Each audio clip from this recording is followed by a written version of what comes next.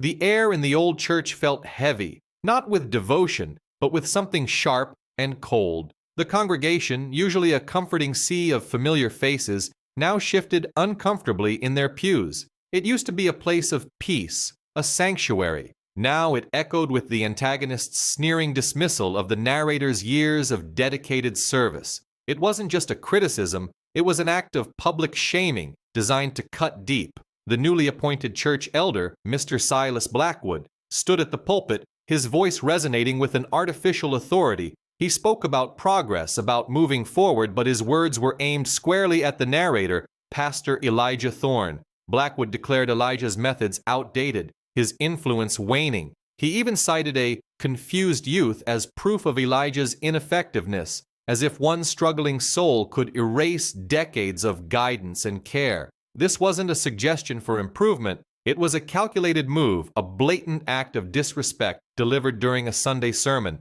designed to undermine Elijah's authority in front of everyone he had ever served. Elijah, a seasoned pastor whose life was woven into the fabric of this community, simply stood there. He listened, his hands clasped loosely in front of him. A quiet, unsettling smile touched his lips, a flicker of something unreadable in his eyes. It wasn't a smile of amusement or even anger, but something deeper, something that hinted at a knowledge beyond the present moment. The congregation held its breath, waiting for an explosion, a rebuttal, anything but this calm. Then Elijah spoke, his voice soft but clear, cutting through the thick silence Blackwood had created. "The harvest always reveals the true planter," he said. The words hung in the air, enigmatic and profound. The congregation remained in stunned silence, sensing an unspoken challenge in his quiet declaration, a promise of something yet to unfold. They knew Elijah, and they knew his words carried weight even when delivered with such gentle force. The immediate consequence of that Sunday sermon was a chilling shift in the congregation's demeanor. The easy camaraderie, the shared sense of purpose, all of it seemed to fray. A palpable tension replaced their usual reverence. People exchanged uneasy glances, whispered behind cupped hands. The usual post-service greetings were stiff, forced. The first rumblings of discontent and division were heard, small at first like distant thunder, but growing steadily louder. Families who had sat together for generations now found themselves on opposite sides of a silent, invisible line. Some sided with Blackwood, drawn by his promises of modernity and financial prosperity. Others, loyal to Elijah, felt a deep unease, a sense of betrayal. The church, once a haven, now felt like a battleground. For every seed sown, a harvest will come. That old saying, a comforting thought in times of growth, now felt like a warning. Elijah's seemingly passive acceptance of Blackwood's public attack, his calm smile and his cryptic words hinted at a deeper, more strategic plan. It wasn't surrender, it was patience. It felt like the quiet before a storm, or perhaps the meticulous preparation for a new planting season. The air was thick with expectation, a silent question hanging over everyone. What would Elijah do? What kind of harvest would truly come from this bitter seed Blackwood had sown? The silence was deafening, yet it spoke volumes. Before we continue, subscribe to the channel and tell us where you're watching from in the comments. The story of Pastor Elijah Thorne and Mr. Silas Blackwood really begins much earlier, back in 1906, in San Jose, California. This wasn't the San Jose we know today, but a bustling city on the cusp of significant change. The air was thick with the scent of apricots and prunes from the vast orchards that surrounded it, and the clatter of horse-drawn carriages filled the streets. It was a place where different cultures were starting to blend: Italian, Chinese, Portuguese, and many others, all contributing to a vibrant, if sometimes complicated, social fabric. The agricultural industry was booming, bringing new money and new people, but the social conservatism of the era was still very strong, holding on to old ways and traditional values. Pastor Elijah Thorne was a man perfectly suited, and yet perhaps ill-suited for such a place and time. He was known throughout San Jose as a man of deep faith, but it was his quiet conviction and compassionate approach to ministry that truly set him apart. He wasn't a fire and brimstone preacher. Instead, he spoke of understanding, forgiveness, and community. His sermons were less about judgment and more about finding common ground, about lifting each other up. People respected him for his integrity and the genuine kindness he showed to everyone, regardless of their background or standing in the community. Elijah's daily routine was a testament to his dedication. He woke before dawn, often spending hours in quiet reflection before the city stirred. His mornings were for visiting parishioners, bringing comfort to the sick, offering guidance to those struggling, and sharing a laugh with families. He knew every street, every alley, and most of the faces that populated them. In the afternoons, he'd often be found in the church study, preparing sermons, but just as often, he'd be out in the community, tending to the spiritual needs of his flock, not just from the pulpit, but in their homes, in their fields, and sometimes even in the bustling market square. His personal life was intertwined with his ministry. He had a close bond with his late wife, Sarah, whose memory still inspired his work. She had been a woman of great warmth and strength, and her spirit seemed to live on in Elijah's gentle perseverance. He often thought of her as he walked through the orchards, remembering their shared dreams for a truly inclusive and understanding community. That dream, born from their shared love, was the driving force behind everything he did. However, Elijah's quiet nature was often mistaken for weakness by some. His progressive ideas for the time, advocating for social justice, speaking out against child labor, and welcoming all into the church regardless of their economic status, were met with skepticism by the more traditional elements within the community. His greatest dream was to foster a truly inclusive and understanding community, a place where everyone felt valued and heard. But this dream, so simple in its essence, was often a challenge to implement in a society steeped in rigid social structures. Then came Mr. Silas Blackwood. He arrived in San Jose like a whirlwind, a prominent, wealthy businessman newly arrived from the East. He bought a grand house on the hill,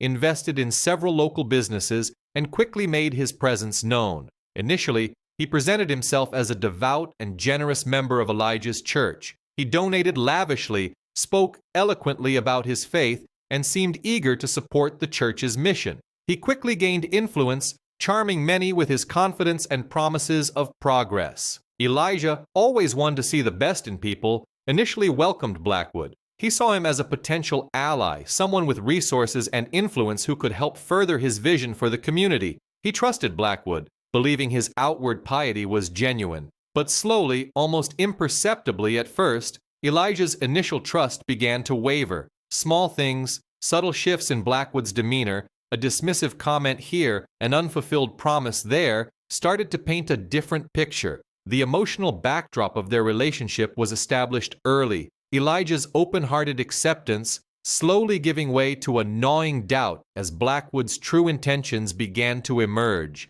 like shadows lengthening in the afternoon sun. The initial gnawing doubt Elijah felt about Blackwood was just the beginning, a tiny crack in the foundation of his trust. Over time, these cracks grew, revealing the subtle and overt ways Blackwood worked to chip away at Elijah's standing and influence within the church and the broader San Jose community. It wasn't a sudden attack, but a slow, calculated erosion. Blackwood was a master of broken promises. He would pledge enthusiastic support for Elijah's cherished community outreach programs, promising significant donations for the soup kitchen, funds for the children's Saturday school, or resources for the new mission to aid struggling farm workers. Elijah, ever hopeful, would announce these pledges to the community, stirring anticipation and gratitude. But when the time came for Blackwood to deliver, the funds were consistently delayed or outright ignored. He would offer vague excuses, market fluctuations,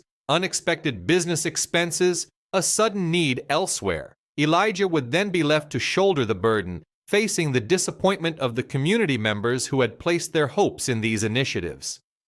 He'd have to find alternative solutions, often dipping into his own meager savings or working tirelessly to gather smaller donations, all while Blackwood maintained his image of a benevolent patron.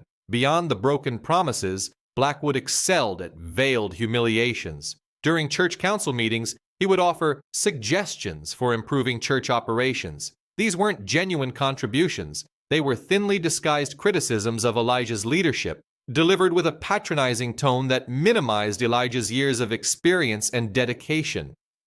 "Perhaps, Pastor," Blackwood would begin, a slight smile playing on his lips, "we should consider a modern approach to our Sunday collection. The current method, while quaint, might not be maximizing our potential. Or, I believe a younger, more energetic hand might better manage the youth group activities, don't you agree? Pastor Thorne has so many other important duties. These comments, always delivered publicly, sowed seeds of doubt among the congregants, making Elijah seem old-fashioned or ineffective. Blackwood's manipulation extended deeply into the church finances. He had, through his charm and business acumen, gained significant control over the church's accounts. Funds intended for community aid, for the very programs he had promised to support, were mysteriously diverted. Elijah would notice discrepancies, small amounts at first, then larger sums disappearing into vague administrative costs or investment opportunities that never seemed to materialize. When Elijah questioned these movements, Blackwood would provide complex, jargon-filled explanations that sounded legitimate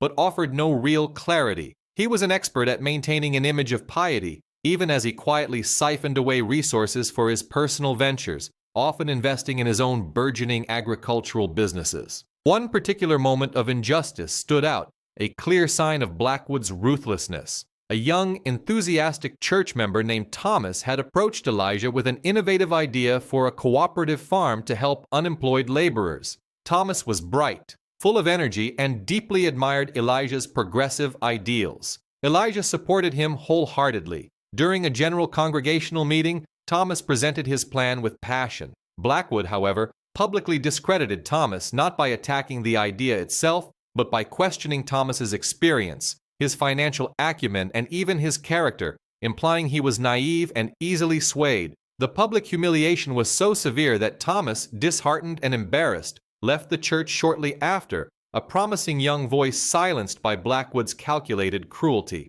These events, unfolding against the backdrop of San Jose's conservative social norms, were particularly damaging. The community valued stability, tradition, and outward appearances of respectability. Blackwood, with his wealth and polished demeanor, exploited this. He leveraged the community's trust in a successful businessman and Elijah's gentle nature, which he painted as indecisiveness. The quiet whispers, the subtle shifts in allegiance, and the growing atmosphere of distrust were all carefully orchestrated by Blackwood. It became clear to Elijah, and slowly to some observant members, that the public slight in the sermon from Part 1 was not an isolated incident, a spontaneous outburst. It was the culmination of years of calculated undermining, months and months of emotional wear, and a deliberate strategy to dismantle Elijah's authority piece by piece. The foundation had been laid for Blackwood to make his final, decisive move. The church environment,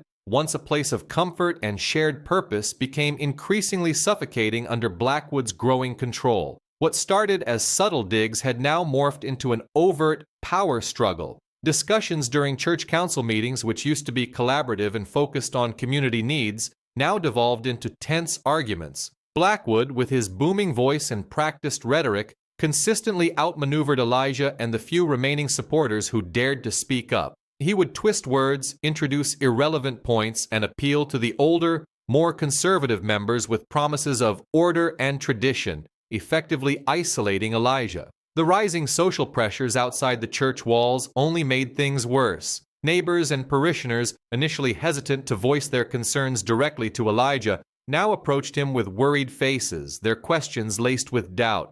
"Pastor, have you heard what they're saying about the church funds?" Or, "Mr. Blackwood seems to have a lot of new ideas, doesn't he?" These conversations, though often well-intentioned, created a profound sense of isolation and burden for Elijah. The conservative elements of San Jose society, always quick to judge and swayed by Blackwood's obvious wealth and growing influence, began to openly question Elijah's leadership. Whispers turned into louder criticisms, and the once solid foundation of trust Elijah had built over years started to crack under the relentless pressure. Blackwood's demeanor, which had always maintained a veneer of piety in public, now crumbled completely in private. When he was alone with Elijah, or even in smaller, closed-door meetings, he revealed a ruthless and arrogant individual who clearly relished his newfound power.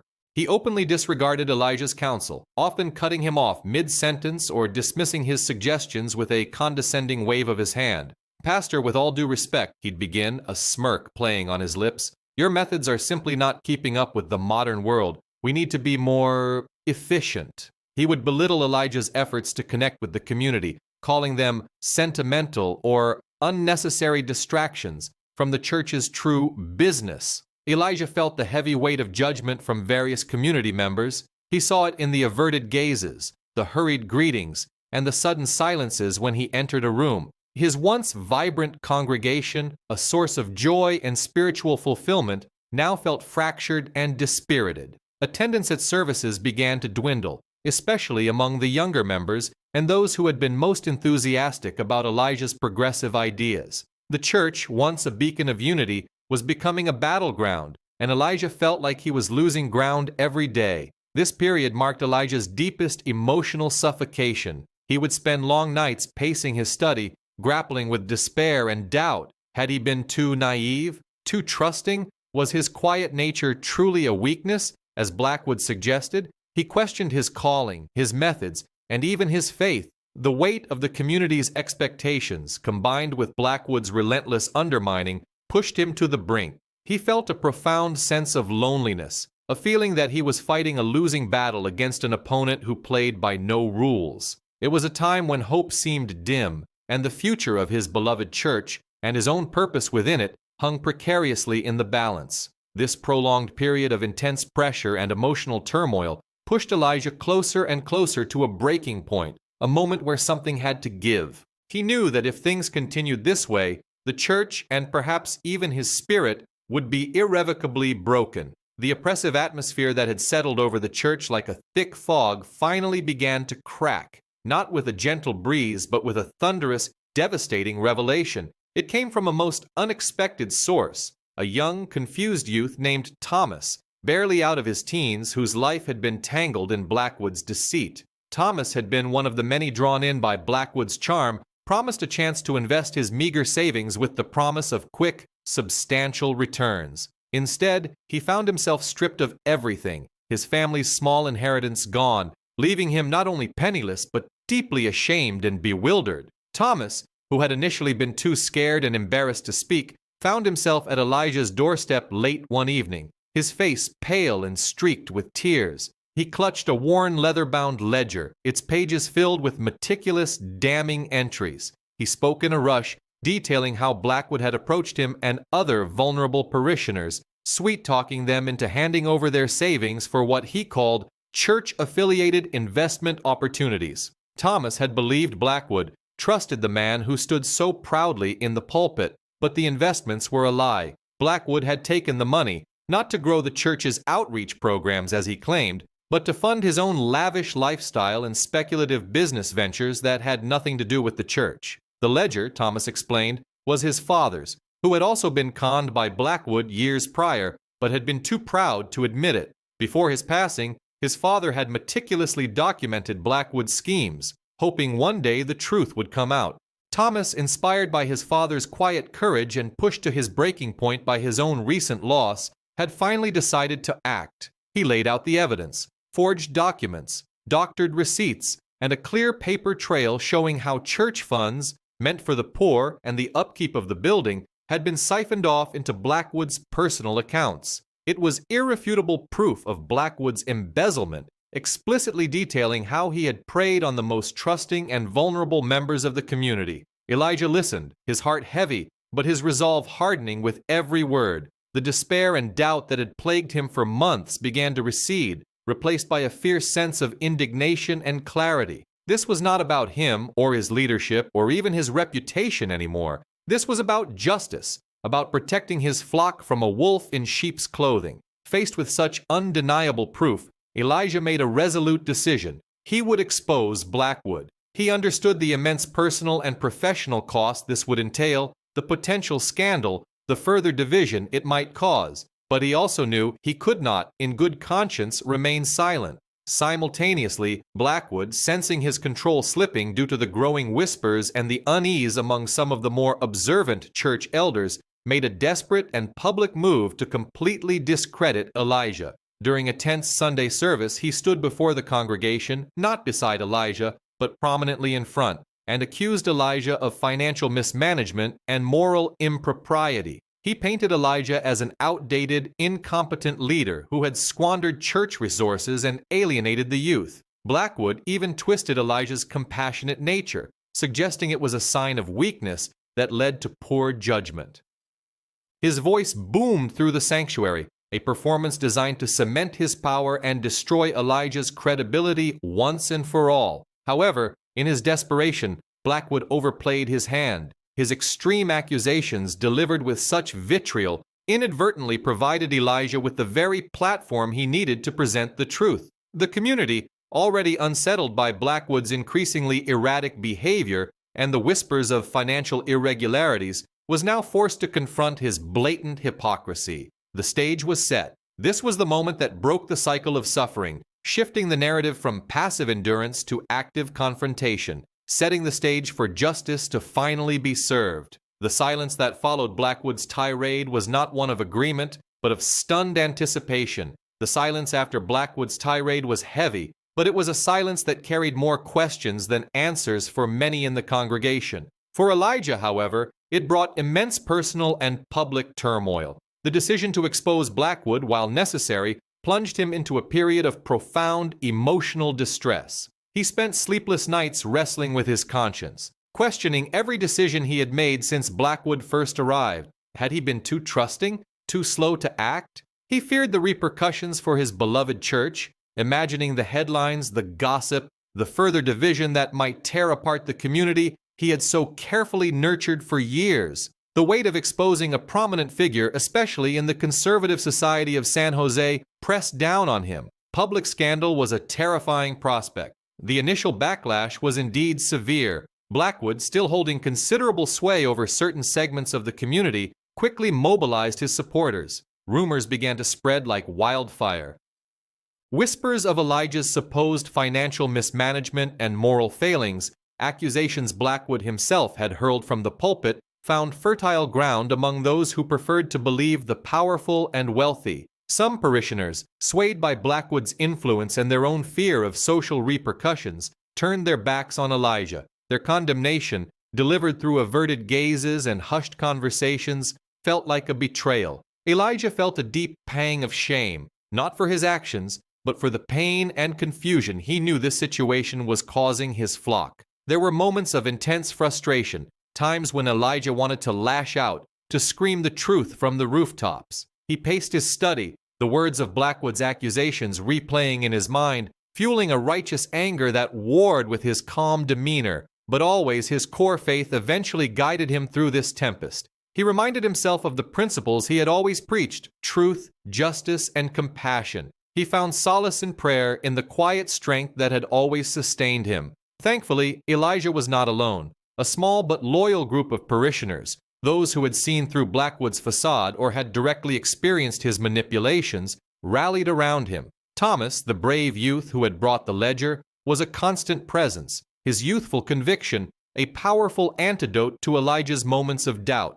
Mrs. Henderson, a longtime church member known for her sharp intellect and unwavering moral compass, organized quiet meetings, gathering those who still believed in Elijah. Mr. Davies, a local merchant whose business had been subtly undermined by Blackwood, began to speak openly about his suspicions. Their support, their quiet validation of his actions, became Elijah's anchor in the stormy sea of public opinion. Even some who had initially been neutral or even slightly swayed by Blackwood's charm began to openly question Blackwood's integrity. The sheer audacity of Blackwood's public accusations against Elijah, delivered with such open malice, had struck many as uncharacteristic of a true man of God. The conservative social fabric of San Jose, while quick to judge, also valued honesty and integrity. Public scandal, when proven to be based on deceit, could be met with an even harsher judgment. The local newspaper, initially hesitant to print anything that might offend a prominent businessman like Blackwood, started to investigate the claims more thoroughly. Reporters, smelling a story, began interviewing parishioners, digging into Blackwood's past dealings. The community's unrest was growing, and it was becoming clear that Blackwood's carefully constructed image was crumbling. Elijah's journey through this period fundamentally transformed him. The suffering, the doubt, the public scorn, all of it stripped away any lingering naivete. He emerged with a hardened resolve, his conviction in the truth unshakable. He understood now, more deeply than ever, the true cost of standing up for what was right, and the profound strength that came from facing adversity with integrity. This trial, though agonizing, had solidified his purpose and prepared him for the arduous task of healing his fractured community. With Blackwood's image shattered and the community's trust in him evaporated, Elijah began the arduous process of rebuilding. He knew it wouldn't be easy, but a sense of purpose, stronger than ever, fueled his every step. The first task was to mend the deep divisions Blackwood had sown within the congregation. Elijah held open forums, not just sermons where people could voice their concerns, their fears, and their hopes. He listened patiently, offered comfort, and most importantly, validated their experiences. He spoke of forgiveness not just for others, but for themselves, for any part they might have played in allowing Blackwood's deception to take root. Slowly, the shattered remnants of his congregation began to piece themselves back together. People who had drifted away started to return, drawn by Elijah's unwavering compassion and the newfound transparency of the church leadership. The small group of loyal parishioners who had stood by him during the darkest times became his core support, helping to organize community outreach efforts and spread the message of healing. Meanwhile, the wheels of justice, though slow, had begun to turn. The local newspaper, now fully invested in the story, published detailed accounts of Blackwood's embezzlement, backed by irrefutable evidence provided by Thomas and the subsequent investigation. Official channels, including law enforcement and financial auditors, meticulously documented Blackwood's fraudulent activities. It became clear that Blackwood had not only siphoned church funds, but had also defrauded several vulnerable parishioners and local businesses, using his position of influence to mask his schemes. His carefully constructed facade of piety and generosity crumbled completely. The public disgrace was swift and absolute. Blackwood found himself stripped of his power, his reputation in tatters. His extensive wealth, once his greatest shield, now became a target for legal proceedings and restitution claims. Faced with overwhelming evidence and the community's righteous indignation, Blackwood was forced to leave San Jose in shame. He departed under the cover of night, a disgraced figure, his grand ambitions reduced to nothing but a cautionary tale. While not all the embezzled funds could be recovered, a significant portion was, and Elijah ensured it was used to directly benefit those most harmed by Blackwood's actions. Thomas, the young man who had initially brought the ledger to Elijah, found more than just clarity. He found a profound sense of purpose. No longer confused, he became an active and respected member of the revitalized church. He helped Elijah organize community projects, using his sharp mind to manage logistics and his newfound confidence to inspire others. He was a living testament to the power of truth and the potential for redemption. His journey, from a victim of Blackwood's deceit to a pillar of the community, deeply moved many. Elijah, though scarred by the ordeal, emerged from the crucible stronger and more revered than ever before. The lines of worry now etched deeper around his eyes told a story of hard-won wisdom, but his spirit was unbroken. The experience had deepened his understanding of faith, teaching him that true resilience wasn't about avoiding storms, but about weathering them with integrity. He had learned that truth, though often painful and slow, ultimately prevails. The church, having weathered the storm, became a more authentic and unified community.